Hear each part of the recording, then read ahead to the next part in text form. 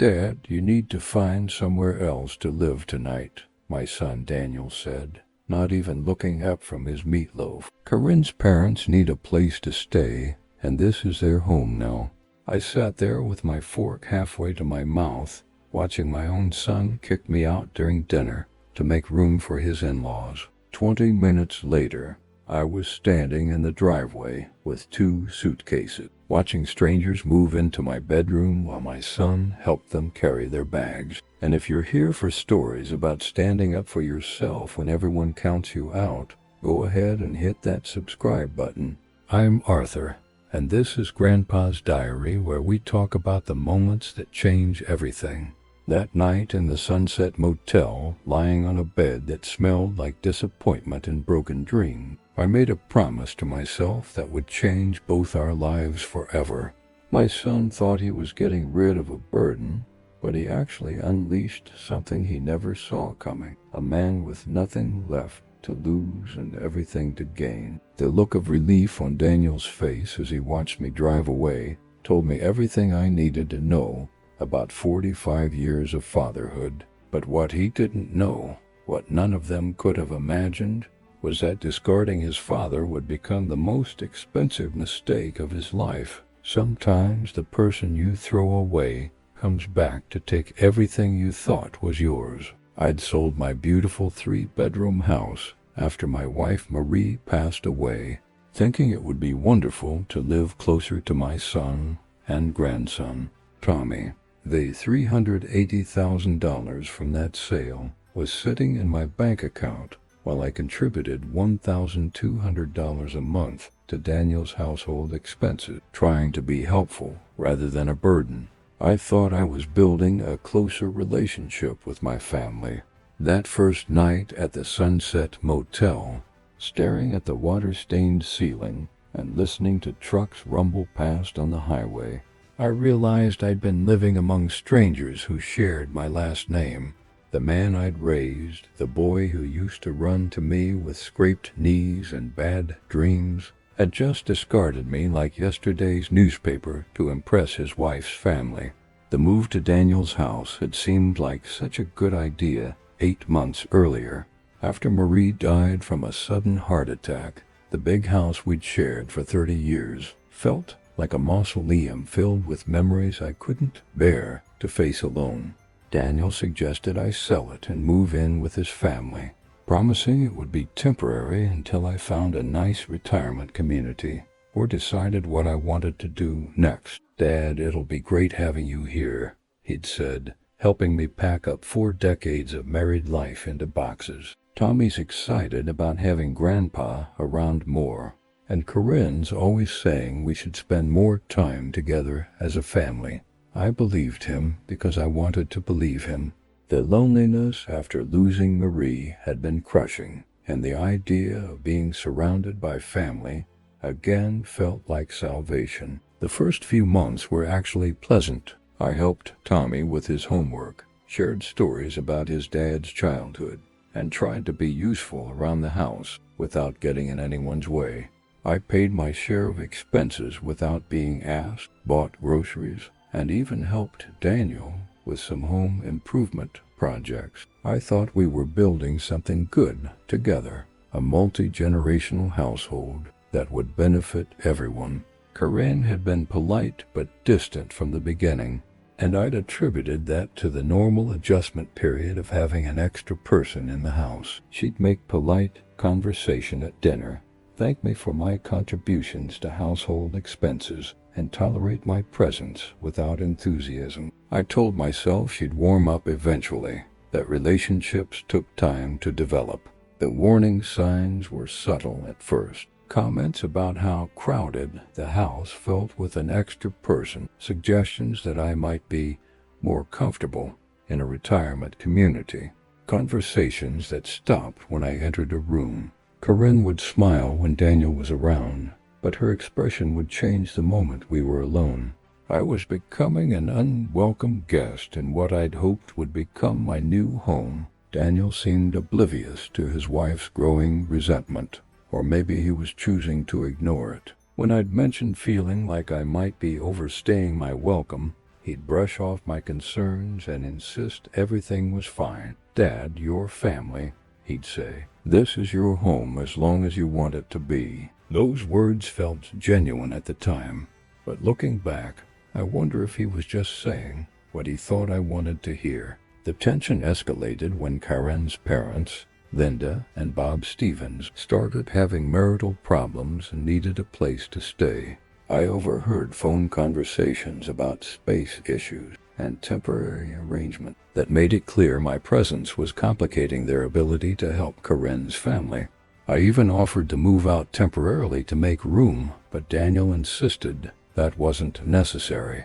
The shift in household dynamics became obvious when Karen started making subtle comments about my daily routine. My morning coffee ritual in the kitchen became taking up counter space during the breakfast rush. My evening news watching in the living room was monopolizing the family TV time. Even my weekly phone calls with old friends were described as disrupting the household's quiet time. Corinne began implementing new house rules that seemed specifically designed to make me uncomfortable. The thermostat was off limits because energy costs are getting out of hand. The garage, where I'd been storing some of my belongings, needed to be cleared out for more important storage needs. My bedroom, the smallest in the house, was suddenly needed as a multi-purpose space for Corinne's home office setup. The most hurtful changes involved my relationship with Tommy.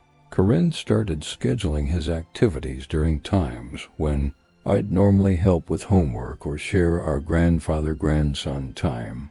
Tommy's got soccer practice or Tommy's studying at a friend's house became constant excuses that kept us apart. The boy who used to light up when I walked in the room was suddenly too busy to spend time with his grandfather. Daniel's behavior shifted too, though more subtly. Our conversations became shorter and more focused on practical matters, rather than the easy family discussions we'd shared earlier. When I'd try to contribute to family decisions or offer opinions about household matters, he'd politely acknowledge my input, but clearly wasn't interested in my perspective. I was becoming a boarder rather than a family member. The breaking point started building when Corinne's parents visited for a weekend to discuss their marital problem. Linda Stevens made it clear that she found my presence in her daughter's home inappropriate and questioned why Corinne was stuck caring for Daniel's father when they had their own family crisis to deal with. The way she said Daniel's father made it sound like I was some stranger imposing on their family rather than the grandfather of their grandson.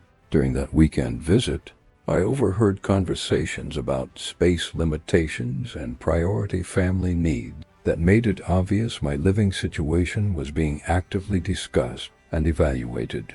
Corinne's parents spoke about me like I was a problem to be solved rather than a person with feelings and dignity. The lack of respect was shocking, but even more shocking was that Daniel didn't defend me during these conversations. The final warning came when Corinne announced that her parents might need to stay for an extended period while they worked through their problems. The way she looked at me when she made this announcement suggested that my continued presence would complicate their ability to help her family. I offered again to find alternative arrangements, but Daniel insisted we'd figure something out that would work for everyone. What I didn't realize was that they'd already figured it out, and the solution involved removing me from the equation entirely. The family meeting I thought was coming to discuss options had already happened without me, and the decision had been made. I was about to learn that when families have to choose sides, blood doesn't always win over convenience. The explosion happened on a Tuesday evening during what I thought was a normal family dinner. Corinne had been unusually quiet throughout the meal, giving short answers to my attempts at conversation and shooting meaningful looks at Daniel that I couldn't interpret. The tension in the room was thick, but I attributed it to stress about her parents' situation and tried to lighten the mood with small talk. "I noticed you changed the curtains in the living room," I said, trying to be supportive of Corinne's decorating efforts. "The blue ones are nice, though I kind of miss the ones Marie helped pick out when you first moved in. She had such good taste in home decorating." It was an innocent comment, meant as a compliment, but Corinne's reaction was immediate and volcanic. "That's exactly the problem," she screamed, slamming her fork down so hard it bounced off her plate. "Everything in this house has to be about you or your dead wife. We can't make any changes without hearing about how Marie would have done it, or what Marie would have thought. This is our home, not some shrine to your past." The venom in her voice was shocking, but what came next was worse. Daniel, instead of defending me or calming his wife down, just sat there nodding like he agreed with everything she was saying. When Karen turned to him with tears of frustration in her eyes, he actually reached over to comfort her, rather than addressing the cruel way she'd spoken about his deceased mother. The betrayal cut deeper than Karen's outburst. "I can't do this anymore," Karen continued, her voice getting louder and more hysterical. "My parents need a place to stay, and we're walking on eggshells around your father, who acts like he owns this house. Something has to change, Daniel. You need to choose between your wife's family and your father, because I won't live like this anymore." The ultimatum hung in the air like a bomb waiting to explode. Tommy looked terrified, sitting frozen at the table while his mother screamed and his father remained silent. I started to speak, to try to de-escalate the situation or offer to leave temporarily, but Daniel finally found his voice. What he said next destroyed 45 years of love and trust in a single sentence. "Dad, maybe it's time you found your own place." Karen's right about needing space for her parents. The shock must have shown on my face because Daniel quickly tried to soften the blow. "It's not permanent," he said, not meeting my eyes. "Just until we get through this situation with Linda and Bob. You understand, right? Family has to come first." The irony of those last words, "family has to come first," while he was choosing his in-laws over his father, wasn't lost on me. "Tonight?" I asked, still trying to process what was happening. "You want me to leave tonight?" Karen answered before Daniel could respond. "My parents are driving down from Cleveland tomorrow morning. They need somewhere to stay, and frankly, this house isn't big enough for all of us. Someone has to go, and it's not going to be my family." That's when the full reality hit me. I wasn't being asked to leave temporarily. I was being replaced. Karen's parents were moving into my bedroom, taking my place at the dinner table, becoming the grandparents who got to spend time with Tommy. I was being erased from this family to make room for people who had never shown me an ounce of respect or consideration. Within 2 hours, I was standing in the driveway with 2 suitcases, watching Bob Stevens carry his belongings into what had been my bedroom. Daniel helped them move in while avoiding eye contact with me, and Karen supervised the transition like she was finally getting her house back from an unwelcome intruder. The Sunset Motel on Route 9 became my home for the next 3 weeks while I figured out what to do with the rooms of my life. The $49 a night room with its stained carpet and broken air conditioner was a far cry from the comfortable bedroom I'd had in Daniel's house, but it gave me something I hadn't realized I'd lost: the freedom to make my own decisions without worrying about someone else's approval. The first few days were the darkest. I'd sit on the edge of that lumpy motel bed, staring at my phone and waiting for Daniel to call with an apology, an explanation, or at least an acknowledgement that he'd treated his father terribly. The call never came. Instead, I got a text 3 days later asking if I'd left my reading glasses behind and whether they should mail them to me or hold them until I got settled somewhere. Tommy was the only one who reached out, sending me worried text messages asking if I was okay and whether I was really not coming back. When I called him back, Karin answered his phone and told me that contact with me was disruptive to Tommy's adjustment to having his maternal grandparents in the house. She suggested I give everyone some space while they worked through this family transition. My own grandson was being kept from me by people who'd known him for 3 days. The isolation forced me to confront some hard truths about the relationship I'd thought I had with my son. Looking back, I realized that our bond had been based more on my usefulness than on genuine affection. I provided financial support, babysitting services, home maintenance help, and emotional labor without expecting much in return. The moment I became inconvenient rather than helpful, I was discarded without hesitation. But something interesting happened during that 3rd week at the motel. A sense of clarity began replacing the hurt and confusion. For the first time in months, I could watch whatever I wanted on TV, eat meals when I was hungry, and make decisions without consulting anyone else's preferences. The freedom was intoxicating after months of walking on eggshells in Daniel's house. I started researching retirement communities and found Willowbrook Senior Living, a beautiful complex about 40 minutes away that offered independent living with optional services. The touring director, Elena Rodriguez, was a gracious woman my age who showed me around personally and made me feel welcomed rather than tolerated. "We have a wonderful community here," she said, "full of people starting new chapters in their lives." The decision to lease a 2-bedroom apartment at Willowbrook was the first major choice I'd made for myself in almost a year. I used part of the money from selling my house to pay for the entire first year up front, giving myself financial stability and the peace of mind that came with having my own space. The apartment came furnished, so I wouldn't need to retrieve my belongings from Daniel's house immediately.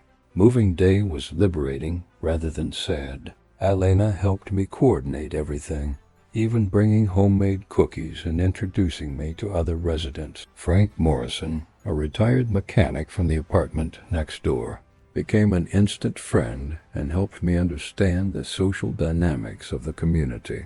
"Most of us are here because we chose to be," he told me, "not because someone else made the choice for us." Within a month of leaving Daniel's house, I'd established a new routine that felt more authentic than anything I'd experienced in years. Morning coffee with Frank, afternoon volunteer work at the local food bank, evening activities in the community center. For the first time since Marie died, I was building a life based on my own interests and values, rather than trying to fit into someone else's idea of what my life should look like. 6 months into my new life at Willowbrook, something unexpected happened. I was genuinely happy. Elena and I had developed a close friendship that was slowly becoming something more romantic. Frank had introduced me to a circle of friends who appreciated my company, and I discovered a talent for organizing community events that made me feel useful and valued.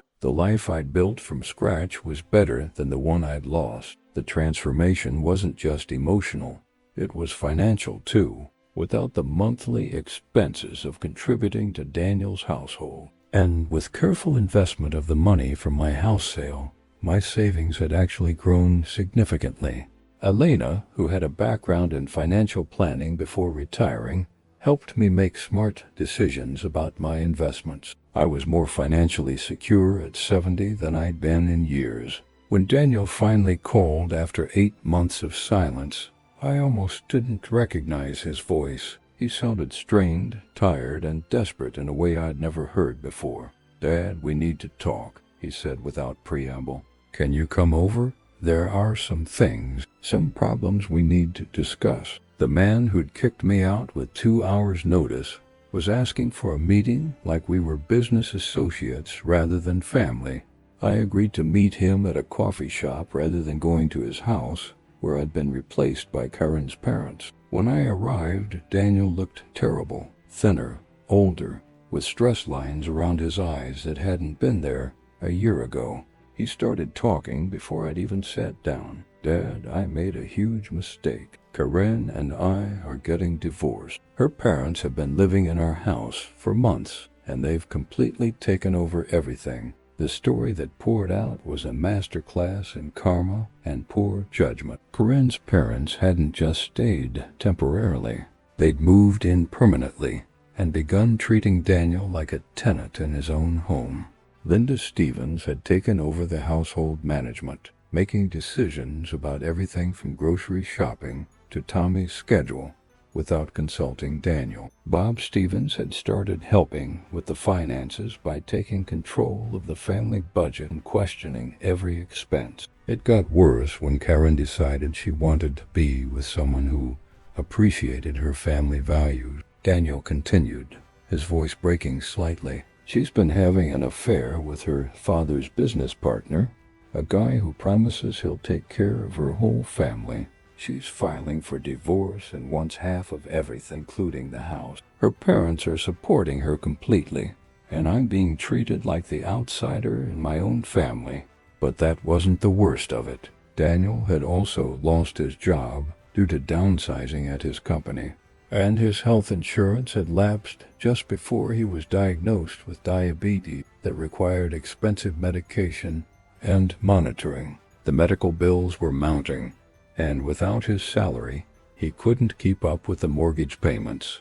The house was heading toward foreclosure, and Karen was demanding spousal support and child support that he couldn't afford. "I need help, Dad," he said, finally looking me in the eyes for the first time since I'd arrived. "I know I treated you terribly, and I know I don't deserve it, but you're the only family I have left. Would you consider lending me some money to get back on my feet, just until I find another job and get through the divorce proceedings?" The desperation in his voice was heartbreaking, but it was also justice. Here was the son who discarded me without a second thought, asking for financial help from the father he'd replaced with his in-laws. The man who'd chosen his wife's family over his own was now learning what it felt like to be rejected by the people he prioritized. I looked at this broken version of my son and felt something I hadn't expected. Not satisfaction, but sadness for the choices that had led him to this moment. "Daniel," I said quietly, "I'm sorry you're going through this difficult time, but I think you need to understand something important. When you kicked me out to make room for Karen's parents, you made a choice about what kind of family relationships you valued. I've spent the last 8 months learning to live with the consequences of your choice. Now you need to learn to live with them, too." 3 days after my coffee meeting with Daniel, Elena showed me a foreclosure listing in the real estate section of the newspaper. "Isn't this your son's address?" she asked gently, pointing to the familiar street name. The house where I'd been kicked out 8 months earlier was being sold by the bank for less than half its market value.